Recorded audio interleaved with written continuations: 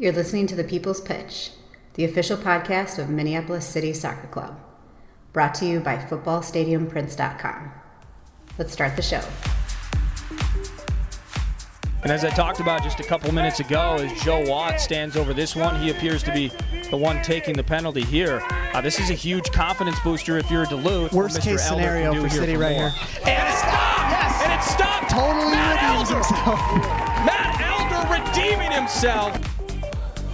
Oliver with the right foot. The shot is goal!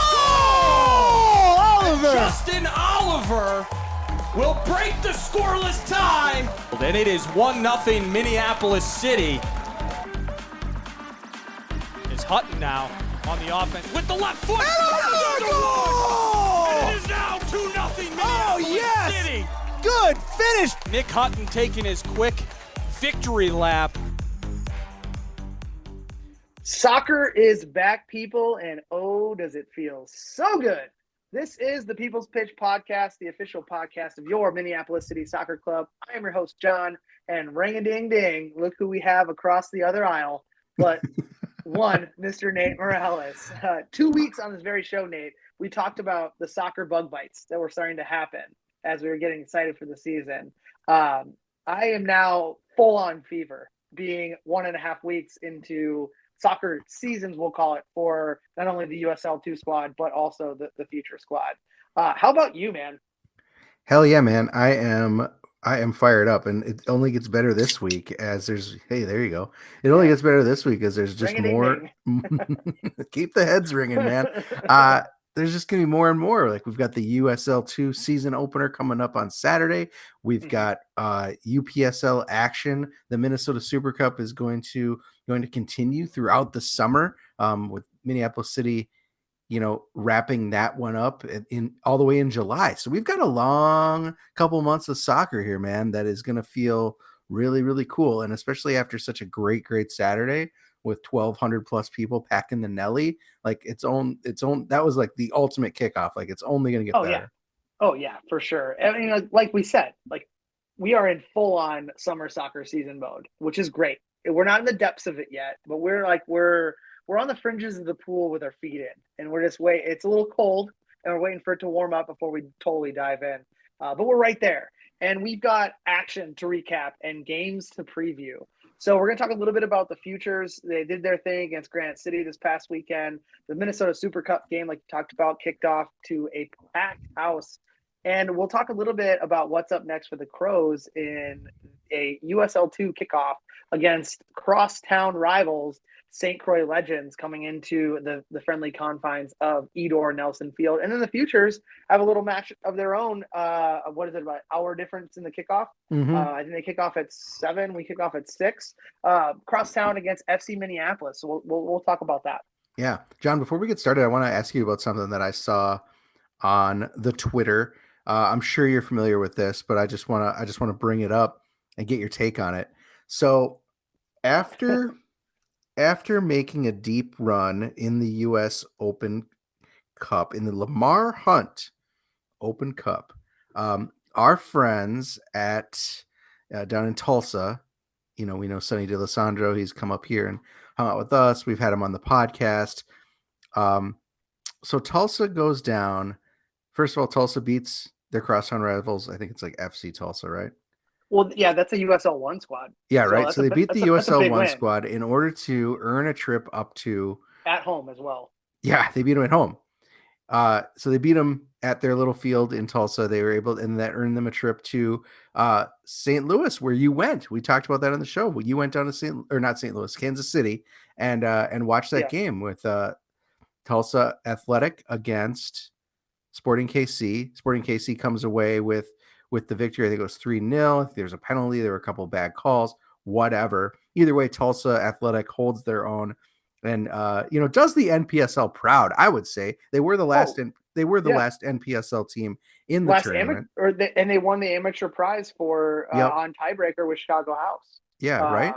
So like that. Yeah, that's the angel on the tree. So they do the NPSL proud, and they get all the way to a round where they play. They square off against a professional team, an MLS team, I should say, better than professional, right?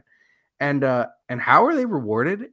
it sounds like the NPSL has decided that the field that they have played on all these years, that the U.S. Open Cup thought was fine for them to host a professional USL one side, and a right? professional team signed off that it was okay. That there have been no complaints on, and that according to Sonny's description of the field meets all the criteria for an NPSL field.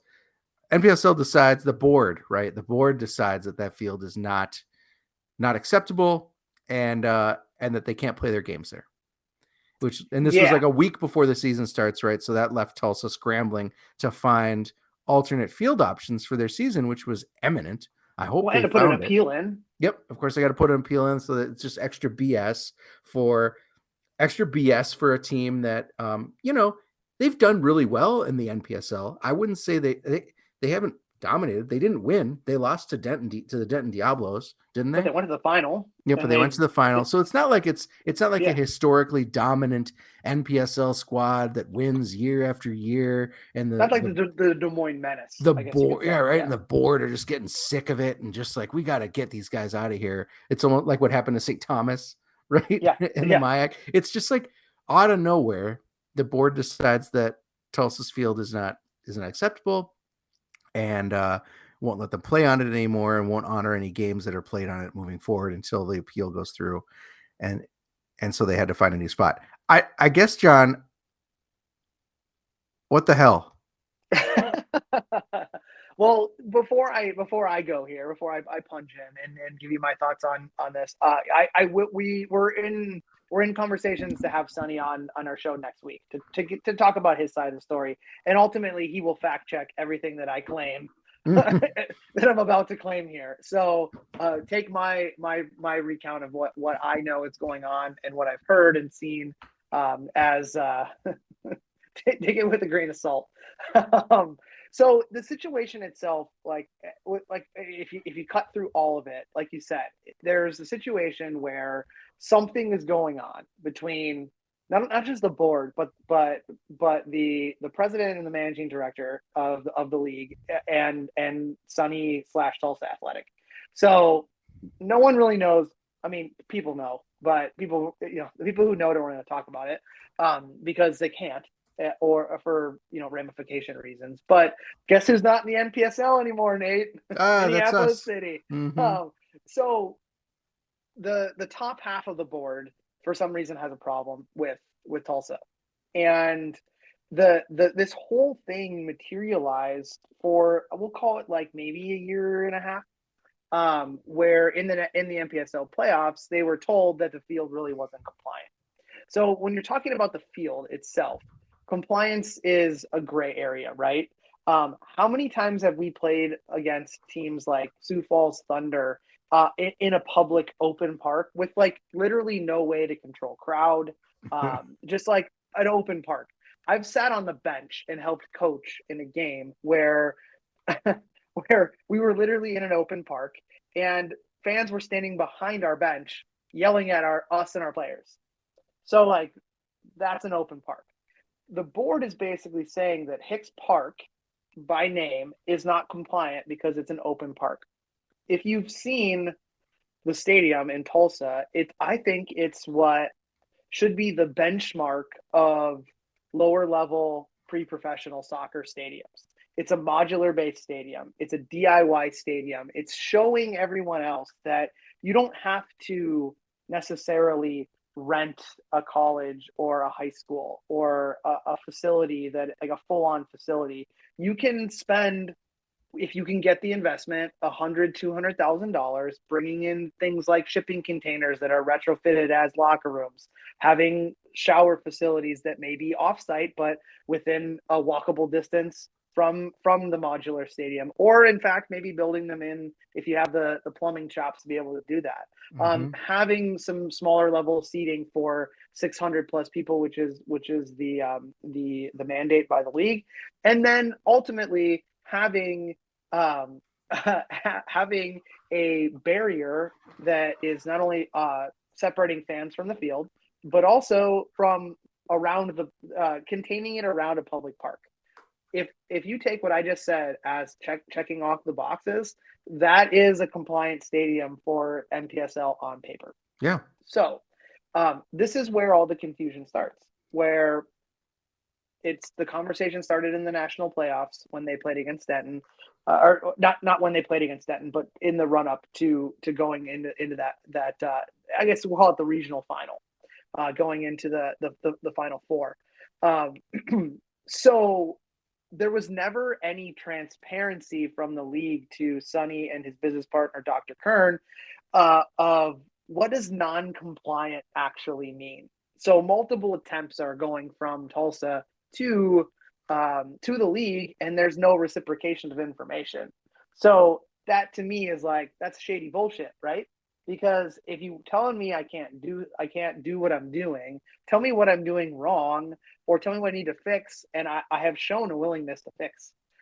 They were given the opportunity at Hicks Park, which is predominantly a Hispanic, and I believe it's is it Vietnamese?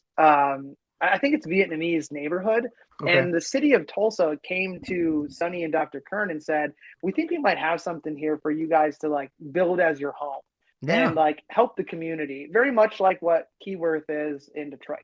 Mm-hmm. And they jumped at the chance because they were playing in an old retrofitted minor league baseball stadium that they had to like rip out the backstop to like, so that's where they came from. And then they go to Hicks Park where like the surface needed work. And I know like Sonny is a man of many things, but he's a professionally amateur horticulturist at this point, because he does a ton of work with some of the folks that are involved in the club to make the surface, which is natural grass, like a quality surface to play on. And then now I say that, and then you think about the Open Cup game that they just played in against a professional team in USL League One, and them saying this surface totally works for us. We actually think it's kind of cool to play here. Mm-hmm. So it all to me boils down, and this is where the unknowns start to happen. That being a member of the league for the past few years, I'm not on the business side and the league side of things. I've always been on the playing side of things, and I'm sheltered from what actually goes on there. But if I'm watching stuff happen in the league, there always seems to be like one team or one ownership group that's targeted by board members or people at the top of the board. That it's not a vendetta, I don't want to say, but it's their goal that season, because of whatever XYZ reason, that they're just going to shine the light on that group, and they're going to make their life a living hell. And I don't know why that is, but this to me seems like that type of situation. So again, we'll get more from Sonny and his thoughts, but I shine the light away from Tulsa and I shine it on the league, because absolutely. There's a lack of transparency for them of like what Sonny and his partners can fix, and they're willing to fix. So like, tell them what it is, because if you don't, the light is on you as being the person or the people who are just doing this just to do it. And they're, you know what I mean? Mm-hmm. And across the land, the NPSL land, there are non-compliance issues all over the goddamn place. And should we be shining a light on all of those just to make a point on someone who is relatively compliant if you're looking at things on paper? Like, if I'm the league, I'm not doing that. I'm actually looking at Tulsa as the model to say, okay, Lacrosse Eris, you've had some problems in the past with hosting games. Look at this model that there is in Tulsa. If you're really serious about this, or Sioux Falls, if you're really serious about this, you could find a location like this. And work with your city. Here's what they did. Here's the script. Here's the model. Give it a try. I mean, I don't speak for anyone else in the top half of our club, but if we're given the opportunity to say go to Lincoln Ground where Segments plays in North Minneapolis, and we're allowed to start to customize it for what we need, and they get lights, and we start to build it up and go out and do funding drives to get the money to be able to do it. That would be fucking awesome. Like, I would like borderline quit my day job to lead that charge.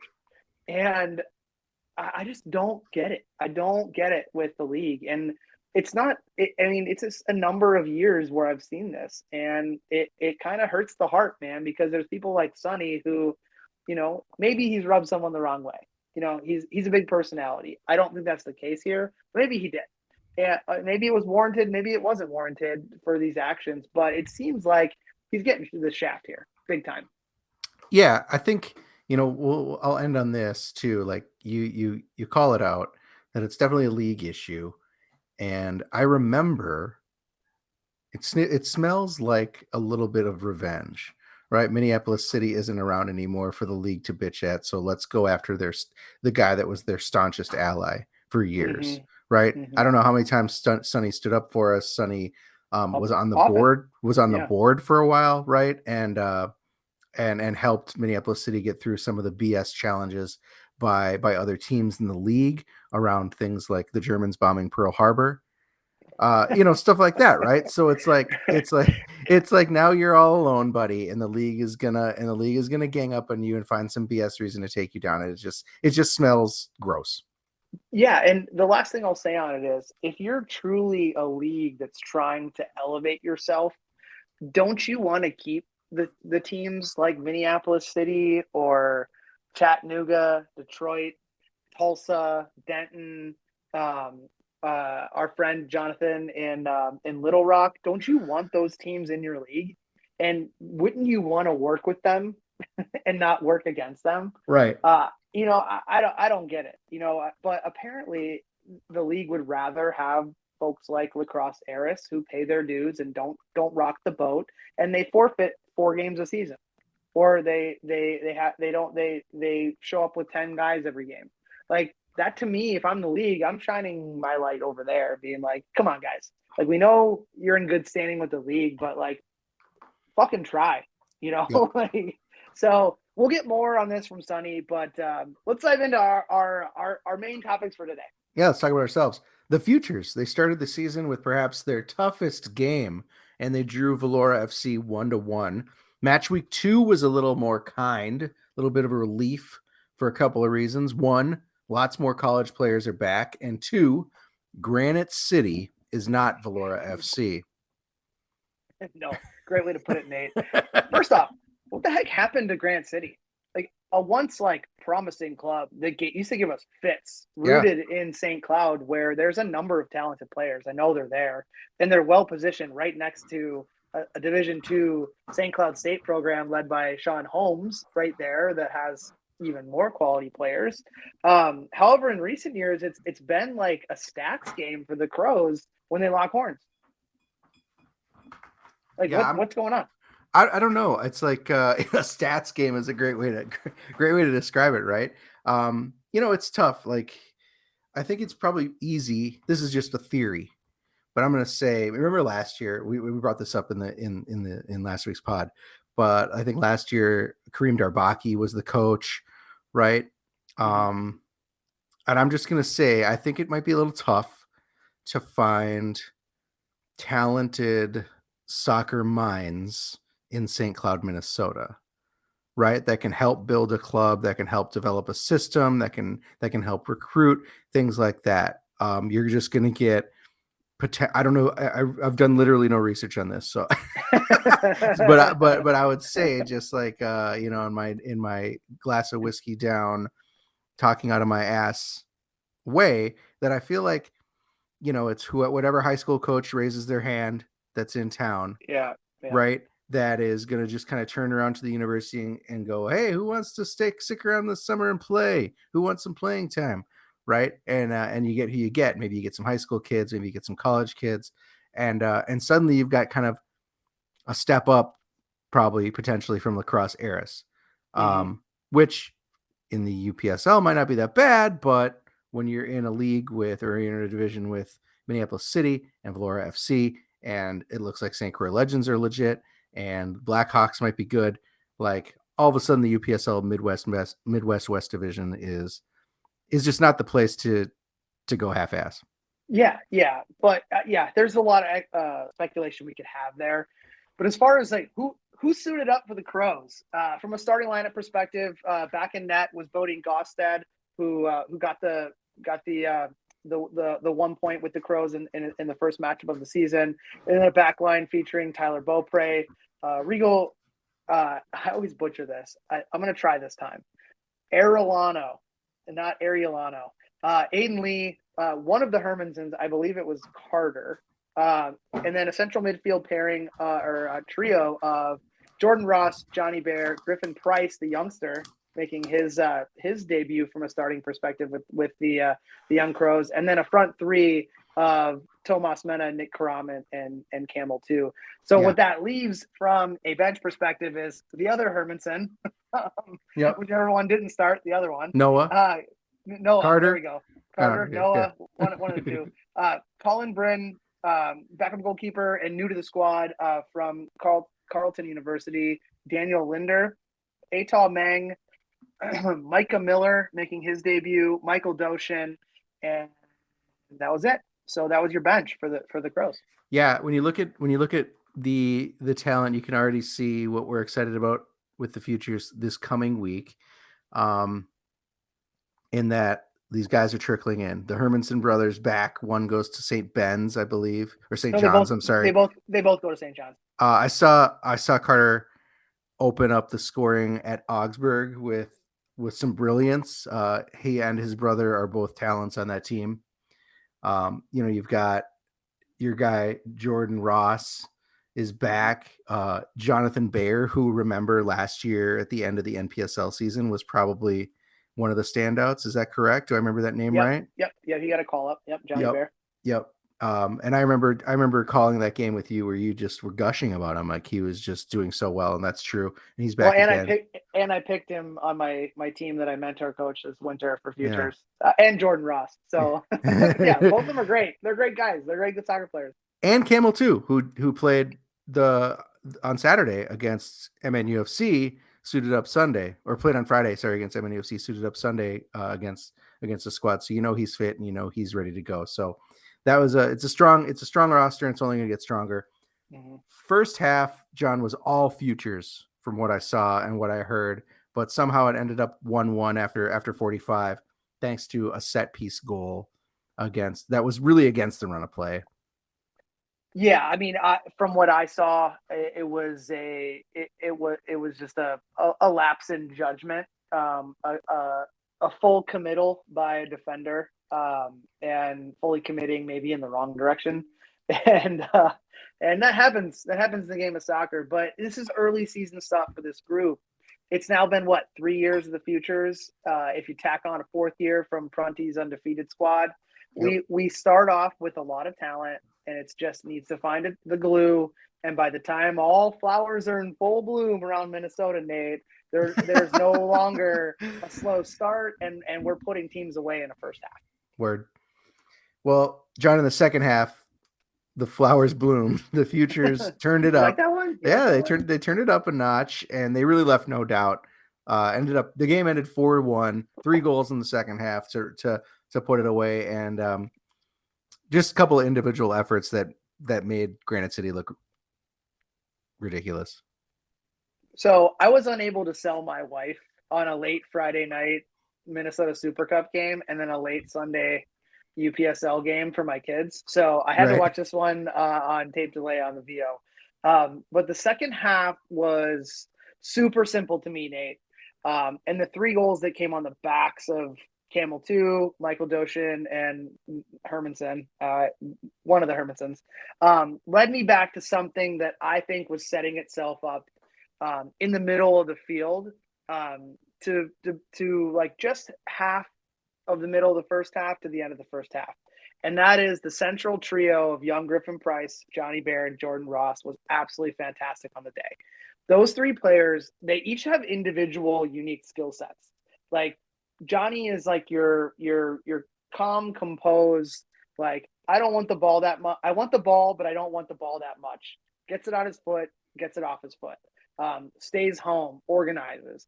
Jordan is more of your traditional attacking center midfielder who's gonna break you down with a bag of tricks 1v1, look to pass but can also score. And Griffin Price is your box to box guy. He's going to do a lot of the dirty work. He's going to spend a lot of the time on the turf at Edor Nelson, but he's going to be everywhere, and he's going to always be creating a triangle with the other two members in the midfield.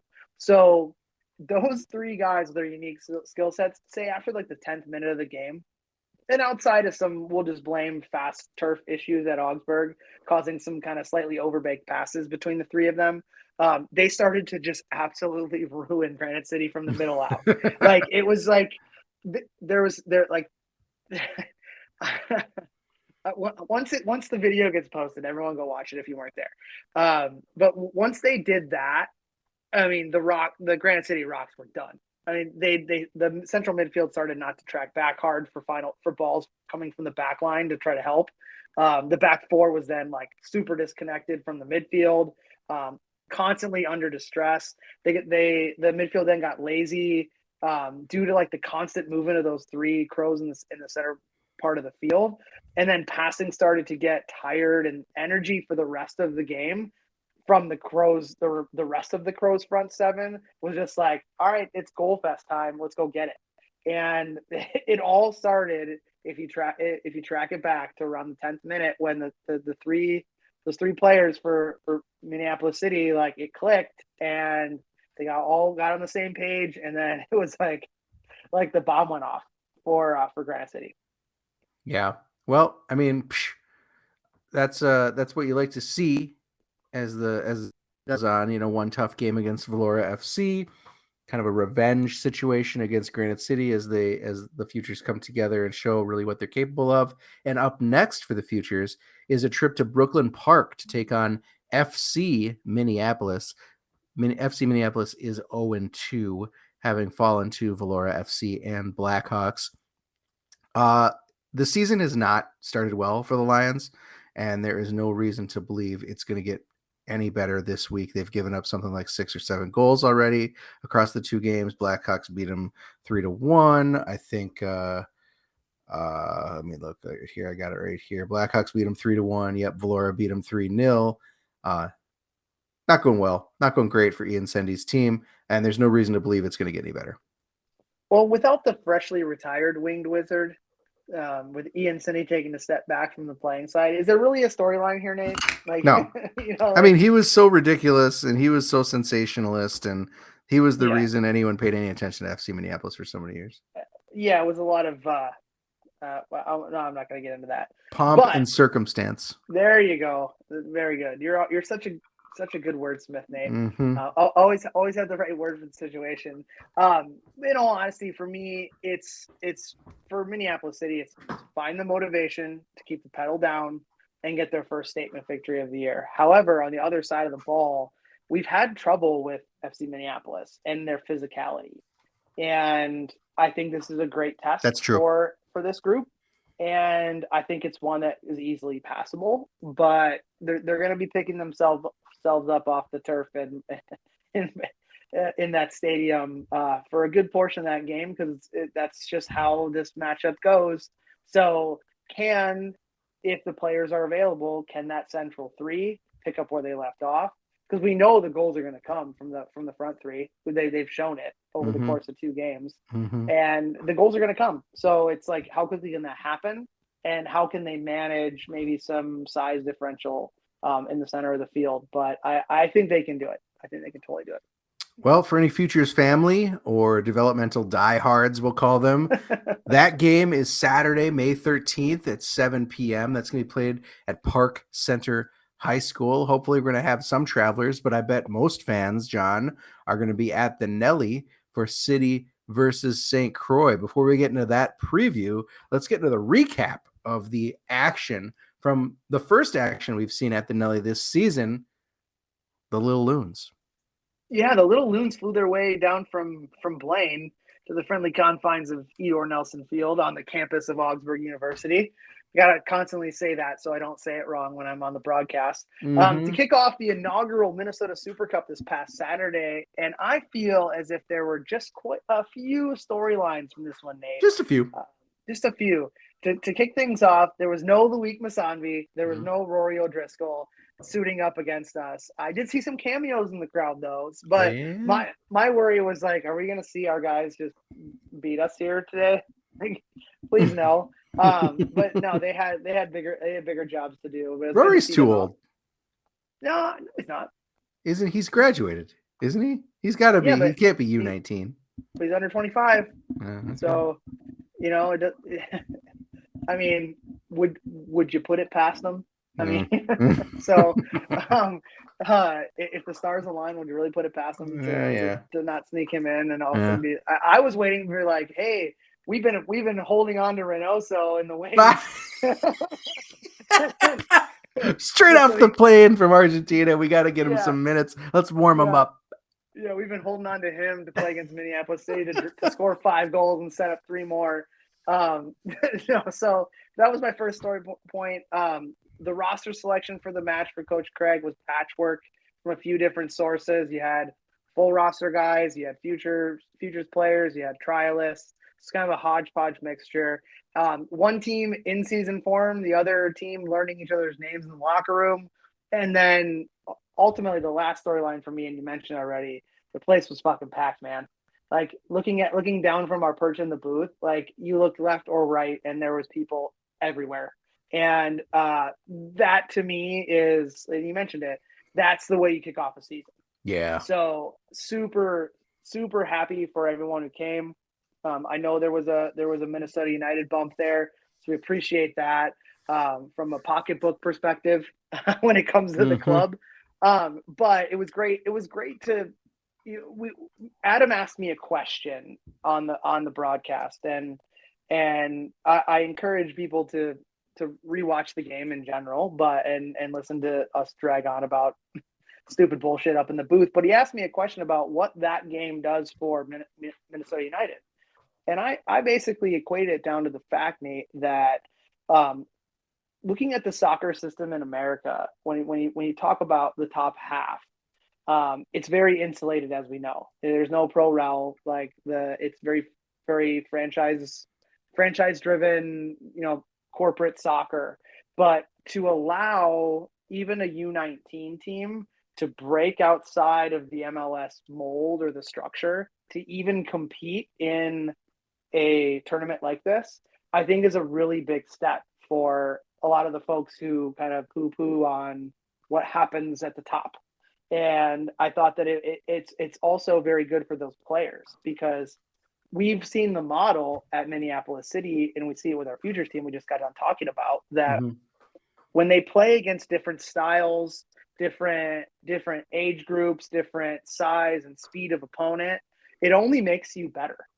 So the folks that are a part of the academy setup over there, I applaud you for the willingness to enter your team in here, because I know it probably wasn't easy to get all the approvals and whatever it must have to be, or maybe it was easy, I don't know. But to be able to sign off on this because of like the benefits that actually do come from it, I think is very big. So I really appreciated that. And I think that to me was one of the storylines too. There was a benefit there for Minnesota United and not just Minneapolis City, for sure. Yeah, I mean, I'd hope they recognize that, right? And that it's not just like, we're just going to join this tournament so that our guys can stomp. Well, I think that's probably part of it too, to be honest with you. I hope that they would, right?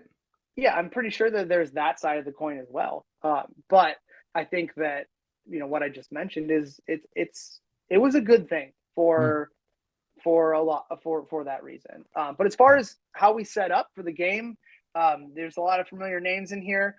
Starting from the back line, Ayub Ahmed was in goal. The back four was Wes Lawrence, Jonah Garcia, and Nick Hutton, and then flanked by Alvaro Arce. So right there, you have Nick Hutton changing position. You have a brand new goalkeeper, and you have a futures player playing right back.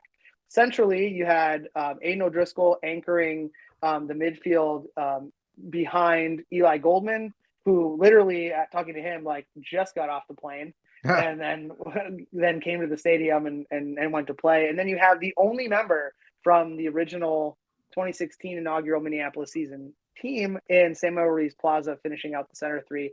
Then you had Faden Uru-Okondo, Camel 2, and Carson Pena, a new member of the squad. So you have Uru-Okondo, who is essentially a trialist. You have a futures player and you have a brand new guy anchoring your front three. So then from a bench perspective, you had I totally didn't put his name down in my notes. Our backup goalkeeper from Xavier. What was his name? Was he there? I didn't see him on the list. Yeah, he was there. We had a backup goalie. So he was there. So my apologies. We'll remember your name next time. Then you had Tyler Beaupre, Joey Tawa, another trialist, Gabe Nienka, Stevie Lamar, and Dennis Mensa rounded out your bench. Yeah, this is an okay roster. I think, like you said, there's a little bit of spit and duct tape when it comes to how it had to get put together.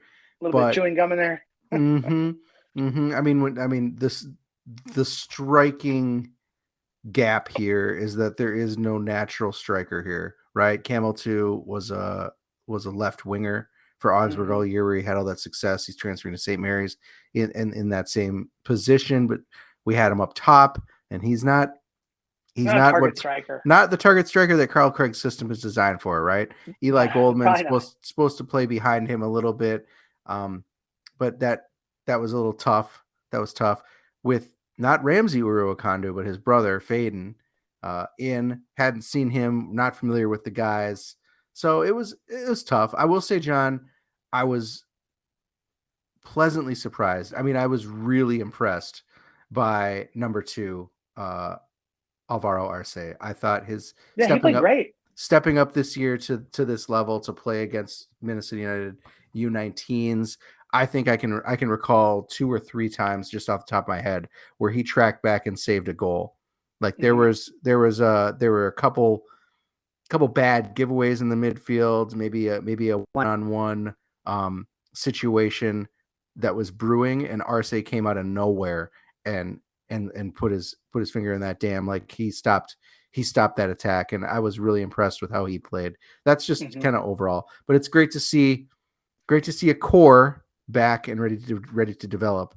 You know, Jonah, Wes, Eli, Aiden, Carson Pena. Great to see him on the field and get a glimpse of him. But I just in general, this is not the Minneapolis City you'll probably see moving forward as the season progresses. But it was a good primer.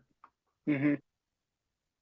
Yeah, I think so. I mean, it was extremely hard to get a read on this game, to be honest with you. Yeah. And even call it from a broadcast perspective, because you had to feel, Nate, that Coach Craig and staff had a plan, but it was a pared back version due to the circumstances. Yeah, that's what I'm saying, right? Like Campbell 2 is your striker. That's just not how that can't be the plan. I mean, it could be the plan. But you know, the plan definitely wasn't, from a depth perspective, to see Nick Hutton go out. Nick Hutton playing in a new position from what we're used to, but then to go out with a hamstring injury. You know, it wasn't the plan wasn't ultimately, when you started this, to have Eli Goldman coming off of a plane, not really training and not even knowing who he's playing against. You know, the plan to bring in Arce probably wasn't there either, but you know, he performed admirably. But for Minnesota United, their plan was pretty damn clear in the first 15 minutes. We feel fit. We're going to press high, and we're going to hit direct long balls over the top to our most dangerous player on the field, in my opinion, on the field the entire day. And that was Leo Kona, who ended up being the left winger who Alvaro Arce was constantly put on an island against. Yeah. And he actually ended up getting called. He did great. He was a very good player, and he ended up getting called up into Minnesota United 2s for the next game. How nice! And he got in. So I think they played against, I want to say, Columbus. I don't know who they played against, but so he got called up and got inserted in. So their version of us putting features players out there. But you're talking about Arce. His task the whole first half, from the jump, was, I'm going to be on an island in a foot race with this guy who's, in my opinion, faster than him and dangerous on the ball. So essentially, I think it was a smart move to me. I mean, the physical advantage was always on the Crows' side for obvious reasons, being grown-ass men. Why futz with it in the middle of the field when we'll just bypass it? And in doing that, you know, City tried to find their own identity, but it was difficult because as a rhythm kind of got started and the spaces kind of started to open up when they did get on the ball, from a regular basis perspective, they were already down a goal. The lone goal in this affair coming from what you may call a miscue around the 17th minute. Goalkeeper Ayub Ahmed was unable to corral a low-driven cross from danger man Leo Kona, and he parried it right into the path of forward Miguel Leon, who actually hit it. And I believe, Nate, that there were two City defenders rooted on the end line, and it just kind of squeaked into the side netting. I believe if he actually hit it hard, it probably was blocked. But they were, you know what I mean? Like, it was just kind of one of those like bang bang like squeakers that happens, but so it goes. And again, after that happened, the Crows got their foot in the door, but then the half ended. Then second half came out, and it was, City was starting to get in a rhythm again, but then subs needed to happen due to early season fitness and lack of a full deck of cards. And you basically can chalk this one up to like a preseason friendly, albeit in a cup match. So it was kind of a tough, like I said, a tough read the whole day. Yeah. There were a few times where Ayub Ahmed kind of came off his line or made some questionable punching challenges, things like that, where you're just like, oh no, but it worked out, and the defense had his back for the most part. It was that one time when he dove to block a low cross, which was a bold move, that if he just kept his hand on it, or if the ball bounced in the different direction, it would have been, we wouldn't be talking about it. Yeah, no harm, no foul. It would have been 0-0. Yep. And like you said, then, it falls to the foot of Miguel Leon, who kind of like muffs it. It goes outside of the foot, and it goes in the opposite direction that our two defenders are kind of moving to cover, because they're anticipating a well-struck ball. Right. And I think that if it was well-struck, Ayub was right there. Yeah. So it probably would just bounce right off of him. So, but bummer. Definitely, that goal is definitely a bummer. And I think that, like, it wasn't one that took the wind out of our sails by any means, because City was threatening. We had our own chances, definitely, that were also cleared off the line. West Lawrence, they cleaned two off the line. Yep. And West Lawrence probably had the best chance of the day. Yeah. But again, things cleaned off the line. I felt then, Nate, the subs came in and did their jobs, but at the end of the day, the team just needs some more time. Some time, baby. And we know time is limited, but I'm glad we were able to kind of knock the rust off. And now, from a Super Cup perspective, we hope Duluth smashes Minnesota United, and then we just beat Duluth, and we're into the final, or the semifinal. So there we go. So, Nate, the Citizens did a Twitter poll during the match for man of the match, which is awesome, by the way. That's great. I love that they do this. Yeah, I love that they added this to their repertoire this year. They selected Eli Goldman. However, Cribs and I felt like Samuel Ruiz Plaza was our guy on the night. You break the tie, Nate. Yeah, this is a very, like, Premier League thing to do, right? Like, release your man of the match poll in the 80th minute, and it's like, well, hold on, we don't know yet.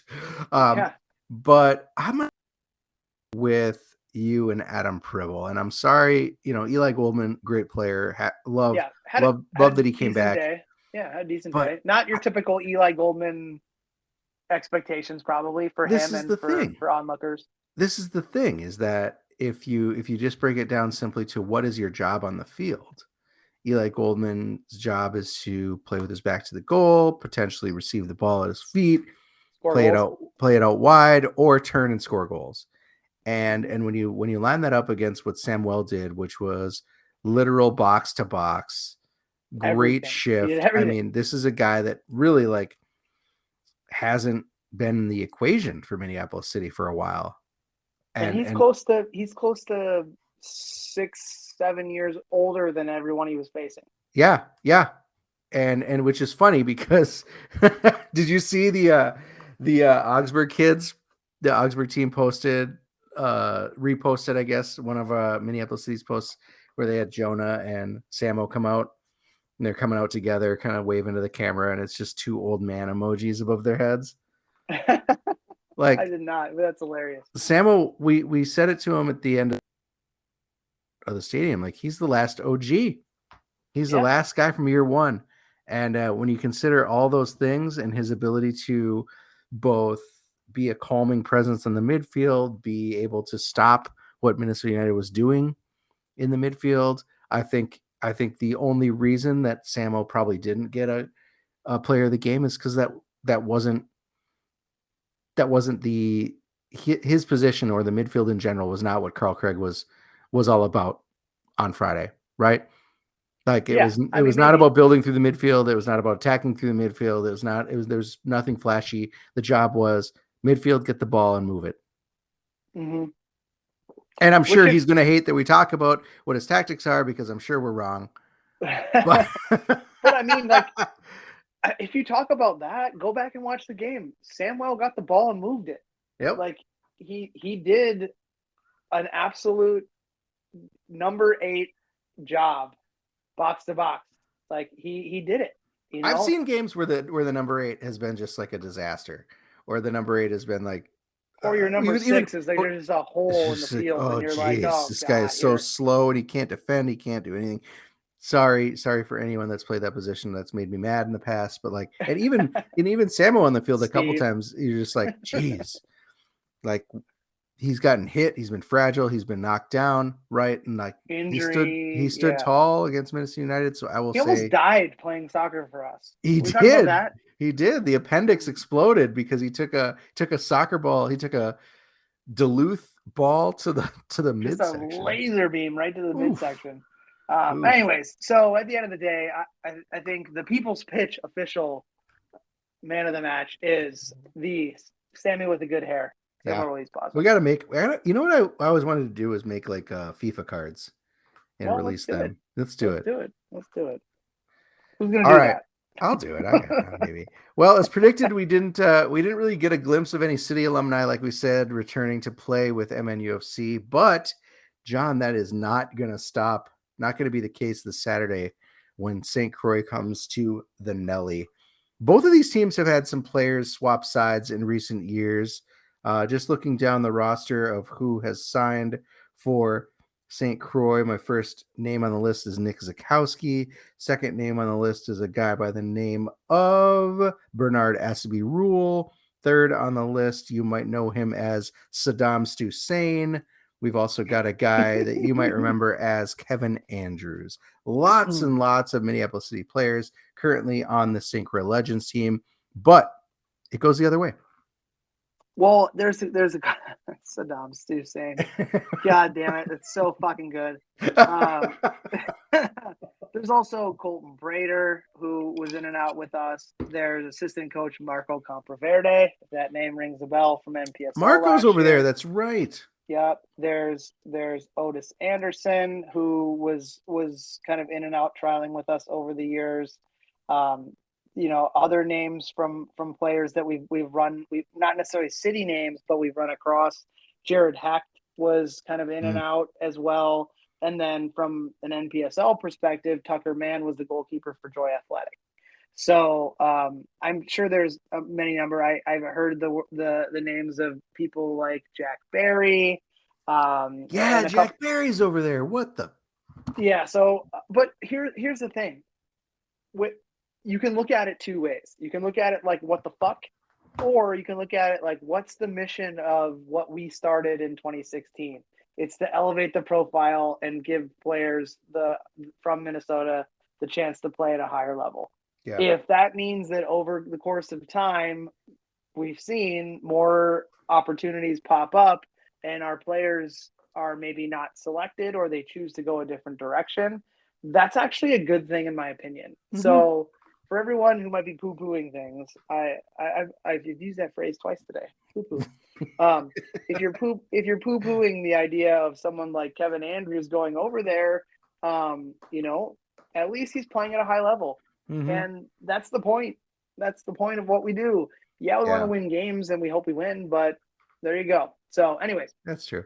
And like you said, like not everyone is going to make the team every year. Right. And so when they get the inclination from maybe a chat from the coach or two that like got some work to do to make this squad, maybe you start hitting the phones.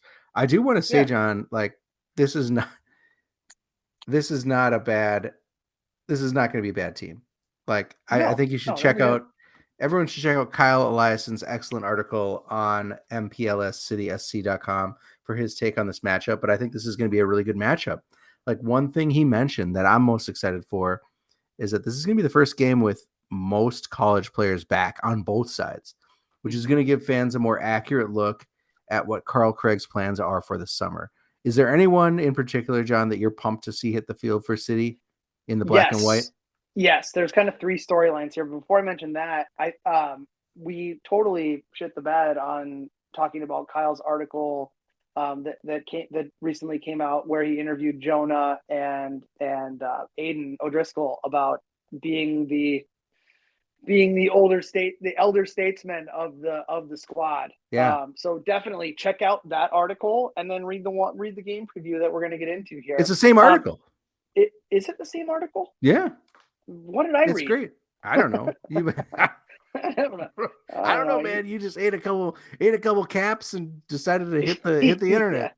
Yeah, dude, it was the peyote. No, it's the same article. It was great. It was a really good kind of look back at the MNUFC game, and I think Jonah had some really good points where he's like, yeah, man, it's just like, on one hand, these kids have their whole career in front of them. They're 17, 18, 19 years old. So the last thing he wants to do as a 27-year-old is like blow them up, off a challenge. So he probably played it a little, took it a little easy. That's where Jonah Garcia and I differ. Man, I would have been headhunted. Destroy some kids. But on the other hand, there was some good stuff in that article about who is going to be lining up against City, and we'll get into that in a second. But yeah, John, like I asked, what are the City narratives that you're excited for? Who are the guys that are coming back that you're fired up for?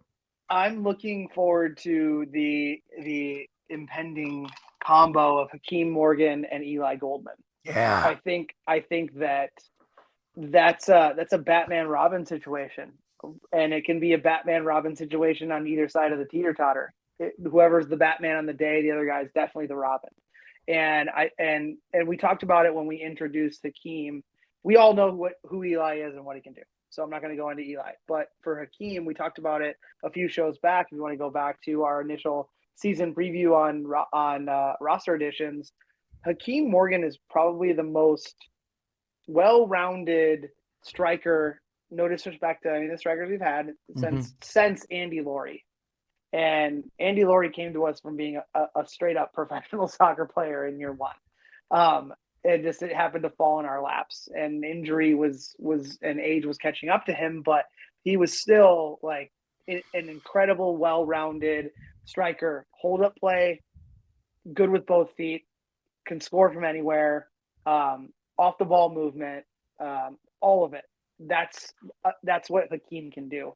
And then if you think about just the hold up play piece and what he could do to get involved, a player like Eli going downhill instead of having to turn and go downhill, but just straight full head of steam downhill going at people. That's what you're looking for. So That's number one on my list. Number two is Shea Bechtel. If you go back and listen to our roster preview shows, vintage Justin Oliver without the Justin Oliver-ness. You know what I'm saying? With all the mouth. There you go. The 2019 version of Justin Oliver, who put the daggers in Duluth to win titles. That's what you see from a Shea Bechtel coming in from the outside. Again, Hakeem and Shea just got in, so I don't know Coach Craig's setup, but I'd have to believe that if they're both available, they're going to get selected. Yeah. So I look for that. And then the third one, and this might be like a sneaky one, Nate. What does year two with the Crows look like for Andrew Shazinski? Oh, because we saw him. The big show. Yeah, the big show Zinski. We saw him. You can use that. Yeah, thanks. I will definitely use that because it's the big show. For all you wrestling fans out there, Andrew came into the setup between freshman and sophomore year in college last year, and what did very well for the NPSL squad. Played a number of positions, featured mostly as an outside back, but then we found out that, hey, Putting him as a 6, he had probably the best game I've ever seen. Yeah. So where does he play? Does he break in? Where does he play? I don't even know if he's back yet. We'll start there. Is he back? Where does he play? And does he perform differently? And maybe another year of college has sharpened some of the areas that were a little bit bumpy for him, because the positives were all there. It was a matter of how he fit within the squad that was being put out there for Coach Campoverde last year. So I'm really looking forward to a summer of the big show. See what he's going to do. Mm-hmm. He's going to be my focal point for the season, I think. John, Minneapolis City has been really lucky to draw some talent from D1 schools over the last couple of years, but maybe not luck. It's maybe recruiting skill, thanks to yours truly. But as we saw last year, it hasn't necessarily made a difference against the Legends. Like, for their part, St. Croix is a who's who of MIAC talent. They pull top players from St. Olaf, Gustavus, and they build your roster. Just looking at it, you got Sam Just out of Gustavus. He's just a baller in their midfield. Otis Anderson, another Gustavus player who really good. Yep, Jared Hecht. Again, like I mentioned, Nick Zakowski, right? Zakowski himself had 8 goals and 9 assists for Augsburg last year. Like, these guys are good. And this year they've added maybe a few more D1 players, but that MIAC talent base is solid, right? Yeah, it is. I mean, let me start this way. It is, but less than the years past. Okay, so here's how I'm going to explain myself here. Explain yourself. Explain yourself, Bisworm. The MIAC has gotten significantly stronger, So in my good. opinion, So much better. From a soccer perspective in the past 3 to 4 years. Have we had anything to do with that? I'd love to believe so, but I'm not saying we it's because of us. You used to see, 4 or 5 plus years ago, maybe 5 to 10 players from the whole goddamn league that would play beyond summer men's league soccer in the MRSL, MASL, any chance they can get to play, because the opportunity at the I don't know what you want to call it, pre-professional level, the old Woodbat Summer League level. Yeah, not great, Bob. Not great. It was mostly old pros, few youngsters, and they're mostly Division I youngsters, and then there was a handful of the guys that you saw coming from like the Division III level. Now it's almost a mandate, Nate, that coaches in the MIAC and Division III make their players play in amateur and pre-professional leagues across the country. Smart. So yeah, super smart. So as you're seeing the rise of the UPSL, for at least for Minneapolis City, the younger players, the freshmen coming back, maybe a few sophomores sprinkled in. You see Minneapolis City with USL League 2 having age mandates, so now it's skewing a little bit younger. You're not getting a roster full of Kevin Hoofs and Will Kids and the Oliver twins. You just can't, because of the league rules. So with that said, it is funny that I say, we're light on those kind of Division III type players within our setup. A lot of Division I players in our setup, but I feel like our house has some of the players that are the upper level of those players coming from the MIAC joining us this summer. Does that make sense? No, that totally makes sense. Like, I guess Victor Gallman, Hakeem right. Morgan, like these guys it's a cycle that perpetuates itself, right? Like, the more MIAC players you get playing in these summers pre-professional leagues, the better that MIAC talent gets, and suddenly, like, they're playing USL2, and they look the MIAC is. Yeah, absolutely. I think so. I don't have anything more to say than that. I'm going to do it for the third time, Nate. I'm not poo-pooing on Division III soccer or the players that the teams that we're going to be facing against are selecting. I just think that the profile of a Division III soccer player has drastically changed. Mm-hmm.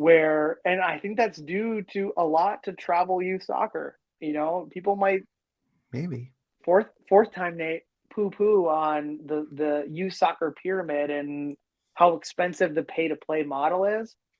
But if you're 15 to 17-year-old and you're legit traveling all over the country via airplane to play soccer, and you're playing against better talent than you might have in your local area, when you get to a college decision, there's only a certain amount of Division I spots that are there.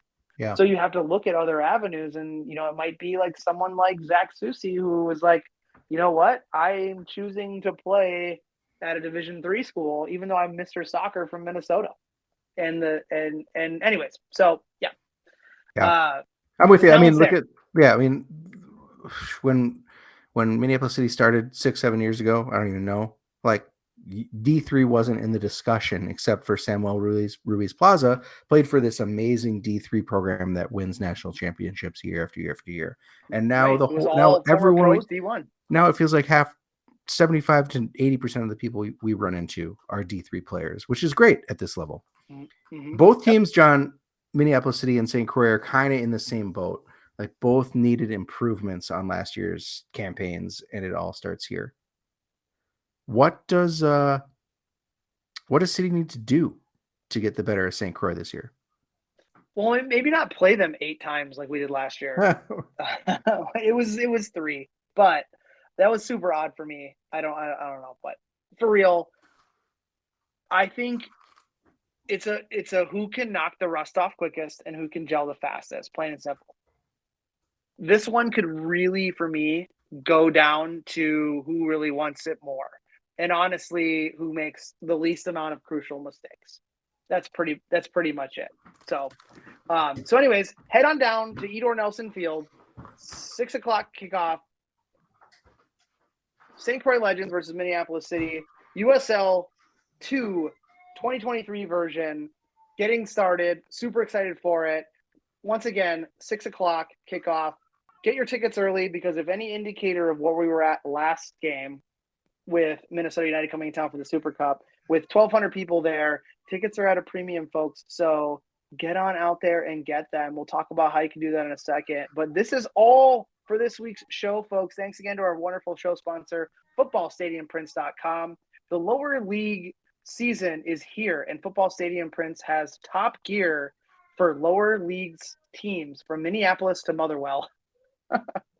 With everything from mugs and t-shirts to sweet prints of lower league icons like the John Bisworm, Matt Elder, or Edor Nelson Field. Don't forget to use the code CROWS10 for 10% off everything you purchase. And remember, all U.S. orders ship right here from these United States. So no pesky international shipping charges. 2023 memberships are still available. Very limited, but still available. $89 gets you a ticket to every Minnesota Super Cup game, every UPSL game, every USL 2 game, all home games, by the way, as well as a voice that helps to shape the club for the next year. So as a reminder, Minneapolis City is a 501c3, so consider a charitable gift to the club that loves to give back. If you're interested in getting a hold of us, we have made it simple. Hit up the club on Twitter at NPSL City SC, us at the show at The People's Pitch, or via email mcscpodcast@gmail.com, and TikTok. The days are counting down. We only have a few more days, folks, before Saturday's USL 2 season opener, and we are on the way to a kick-ass season. So get on over to mplscitysc.com, get those single game tickets, or just buy your membership and not have to worry about any of it. I am John. That was Nate. We will be back next week with our recap of the game against St. Croix Legends and a preview of a matchup against a new team coming from Racine, Wisconsin. So part of my own heart, another Wisconsin team joining our league. So once again, I am John. That was Nate. Thank you as always. FootballStadiumPrints.com. We look forward to seeing you out there on Saturday. And we got